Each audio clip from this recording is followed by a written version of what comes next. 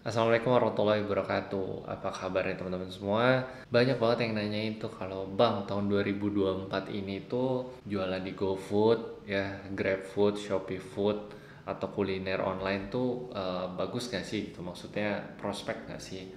Oke, kita langsung saksiin aja videonya. Mati kan.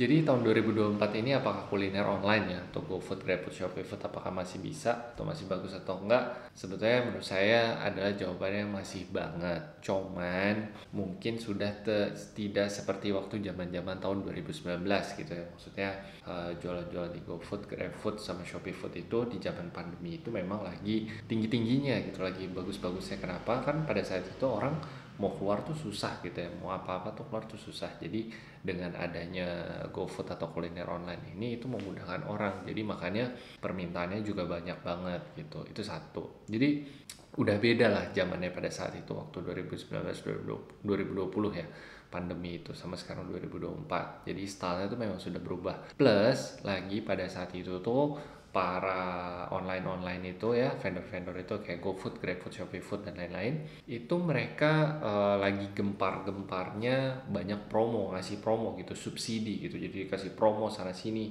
Jadi membuat para customer tuh pengen belanja lagi, gitu. Jadi lebih enak, jadi lebih murah-murah kesannya. Nah sekarang mereka kan sudah mulai memikirkan ya, nyari untungnya kayak gimana ya kan, cara dapat untungnya gimana ya kan. Nah jadi mereka udah mulai tuh ngurangin si subsidi promo.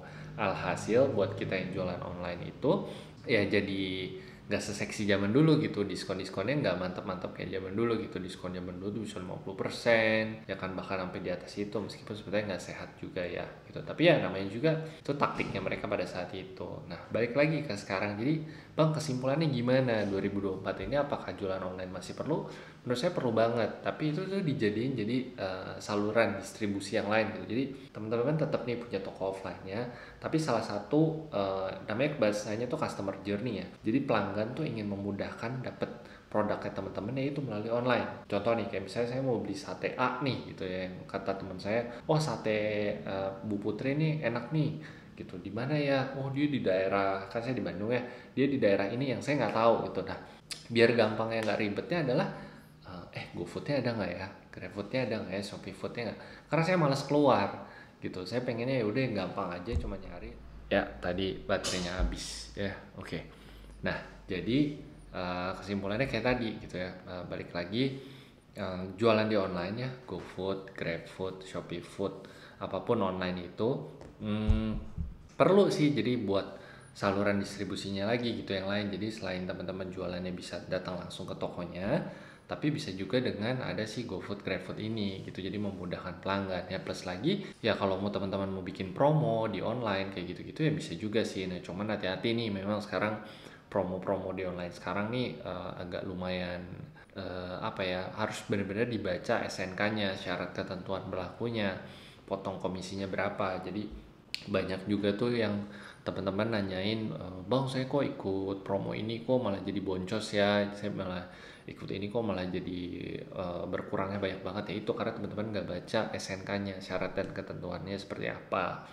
Kemudian juga teman-teman harus menghitung harga jualnya tuh yang benar-benar baik banget gitu. Jadi jangan sampai salah hitung harga jual, apakah harus dinaikin 25%, apakah harus dinaikin 30%. Juga nanti pasti akan ada yang nanya nih, bang kalau gitu misalnya saya jualnya misalkan adalah 30.000 aja bang, misalnya ditambahin sekitar 20% sampai 25%, itu kan berarti 30.000 kali 25% berapa ya, 20% deh, 30.000 berarti 36.000 gitu, bisa 37.000, bisa 40.000. Wah mahal banget ya bang gitu. Maksudnya perbedaannya dari kalau misalnya kita datang langsung belinya 30.000 sama kalau kita beli di online harganya bisa sampai 40.000, bedanya selisihnya seperti itu. Ya nggak apa-apa teman-teman, nggak usah takut ya kan. Di situ juga saya rasa ya customer sekarang tuh juga udah mengerti ya, kalau jual beli di online di GoFood, GrabFood dan lain-lain itu harganya pasti akan lebih tinggi ya kan ya. Itu kan pilihan dia ya, dia mau beli di online silahkan, atau mungkin mau langsung datang ke toko langsung. Bahkan sebetulnya itu bisa jadi strateginya teman-teman ya, bisa main di sosial medianya bahwa kalau pengen beli yang harganya lebih murah ya bisa langsung datang aja ke toko offline-nya gitu. Nah tapi kan balik lagi si customer ini mau memilih datang ke toko atau enggak, kayak misalnya malas jauh atau misalnya belinya banyak ya, jatuh-jatuh dari ongkir dan lain-lain, ya mendingan gue beli online aja gitu daripada ke offline-nya gitu. Jadi balik ke tanya tadi, di 2024 ini apakah jualan GoFood, GrabFood, ShopeeFood apakah masih seksi, masih perlu atau enggak? Kalau menurut saya sih masih perlu, tapi seksi mungkin tidak seksi ini, maksudnya apakah masih menggiurkan seperti dulu? Menurut saya tidak seperti dulu karena zamannya udah berubah. Ya kan orang udah banyak yang kayak sekarang datang langsung, orang lebih gaya-gayanya sekarang udah berani nongkrong seperti itu kurang lebih. Oke, semoga video ini bermanfaat. Kalau teman-teman ada pertanyaan boleh banget dicantumkan di kolom komentar atau pengen ngasih saran masukan bikin video-video apa lagi boleh banget di kolom komentar. Nanti saya coba bikinin videonya. Ya, tapi kalau misalnya cara daftar GoFood dan lain-lain itu udah ada video saya di sebelumnya. Oke, Assalamualaikum warahmatullahi wabarakatuh.